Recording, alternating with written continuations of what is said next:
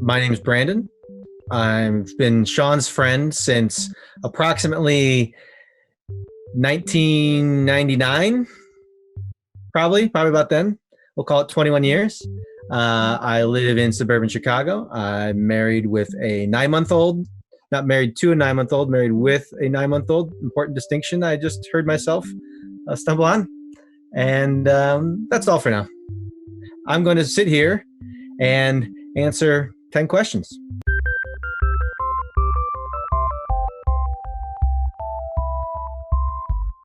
What's your fast food horror story? This is actually a good one. It's a silver lining horror story. Giana, she has this place she likes to eat, only 2 locations down by us. And I never really liked it, but her and her family, like, it's their go-to, hey, you want to meet? And it's that like kind of fast food place. But one time I got a salad there, and there was a dead fly in my salad. So I had perfect, just apart from being grossed out because I ate a little bit of the salad before I saw it. So that's the horror story side. Yeah, gross. Everybody gets that. But I got like the get out of jail free card. I completely could rationally say, no, I'm not going to eat there anymore. Fly. Not my own personal distaste for the place. I wouldn't be that petty. Fly was my scapegoat. I was good to go. What is something that's considered classy when you're rich, but trashy if you're poor? Stealing money? I don't know. Let me think. I'll just that's where my brain's going. How about it's gonna be asking for handouts. You know, I think at a certain point, you're too big to fail, whether you're a person or a business, and we see that going on right now. But if you have less money, you're expected to have 6 months savings at all times and pull yourself up by your bootstraps and not ask anybody for help. I don't know if it's necessarily classy, but it's definitely a difference.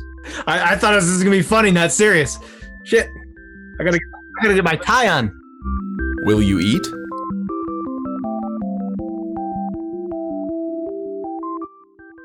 Yeah. What brought you to the MAURY POVITCH show?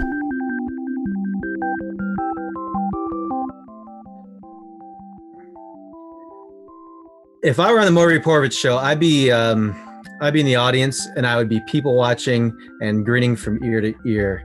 That's what I would just. I don't think I could pull off the whatever they ask people to do, that side of things, but I could enjoy watching other people act the way they do. So I'd be solid upper left audience member, just covering his mouth, amazed that somebody's putting themselves through this. That's my role.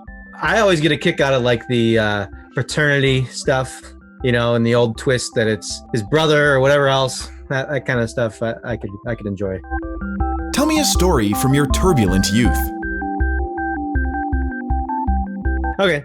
Very good friend of mine. We're at my house. He lived just less than a quarter mile away. There's a bit of woods in between our house and his house. He'd usually cut through those woods, not go on the road to get home.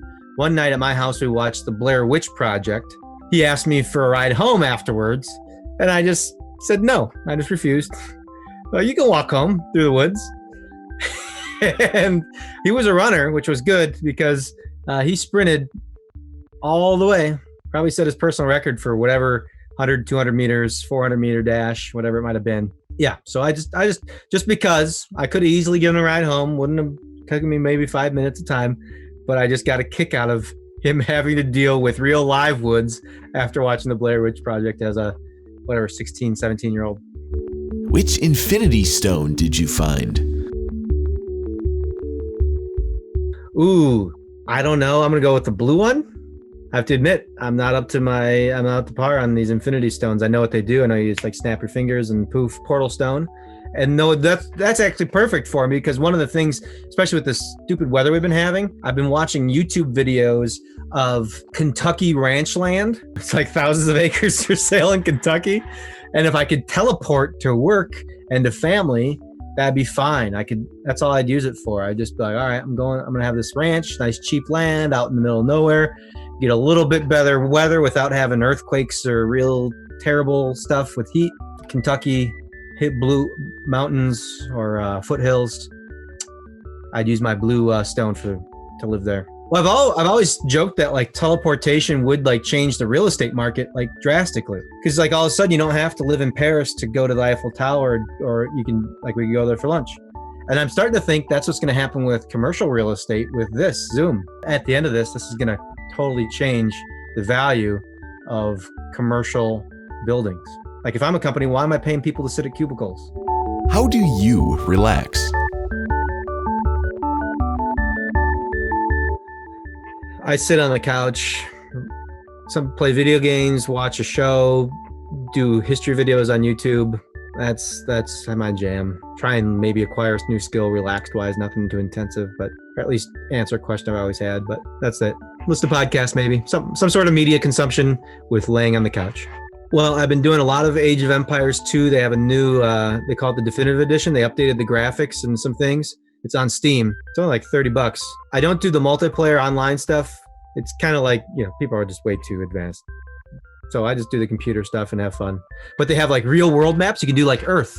It's obviously not the scale. It's awesome. It has a lot of cool things you can do. And then I've been doing some called Out of the Park Baseball. OOTP for short, if you want to, be cool on the internet. That is just a baseball simulation. You don't actually play, but you acquire rosters and you can you have to do all the business and management side of things. And you can go, you have historical teams. You can go hundreds of years into the future. I built a custom 500 team league with promotion and relegation through 5 tiers.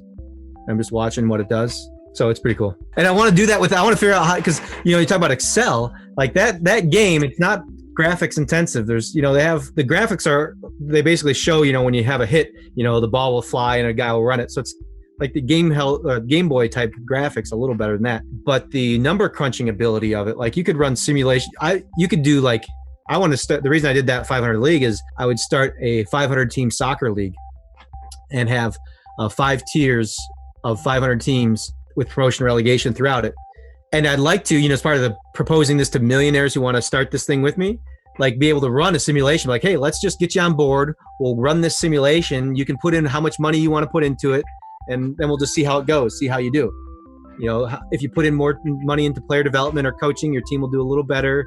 But if you charge too much concessions, your attendance will go down. So you can play with all those things and see how accurate I can get it. That's something I've been thinking of when I'm playing this OTP. Well, when I showed my Excel spreadsheet for my lawyer stuff to the new people I'm working with, they're like, why didn't you do computer science? I was like, I didn't know this until I was 32. And then I started just needing stuff. So I Google how to do it. Come up with a new euphemism for using the bathroom.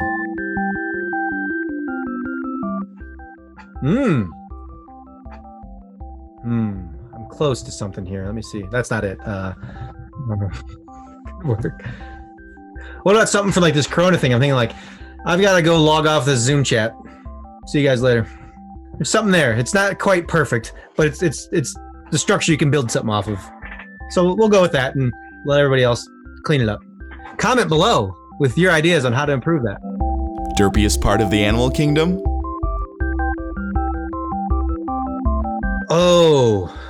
What did I see the other day? Oh, the hornbill duck. Have you ever seen one of those things? They look like a dinosaur. I don't know if they're necessarily derpy, but they are scary. I'm pulling it up here. It's a shoebill. Let me start over. Yeah, this is the picture I'm looking at.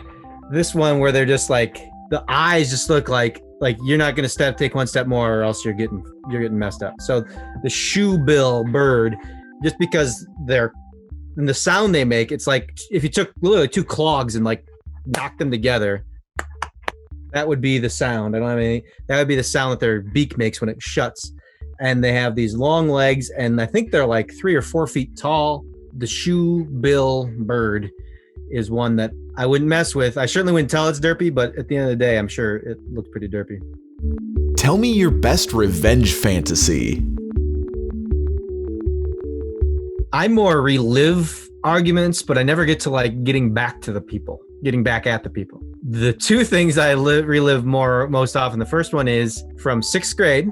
Our junior high had a contest for naming, there's a north wing and a south wing, and we had to pick a nickname. Well, we were on the north wing. We had to pick a nickname for our north wing, and I just moved from Minnesota. So I was like, the North Stars would be a great nickname for the North Wing. But I thought, no, that's up in Minnesota. They don't really care about North Stars here. So our nickname was Wildcats. So I went with Northern Cats. On the day the deadline to submit these things, my desk mate asked me, hey, are you gonna submit one? I'm like, yeah. He's like, I'm not going to.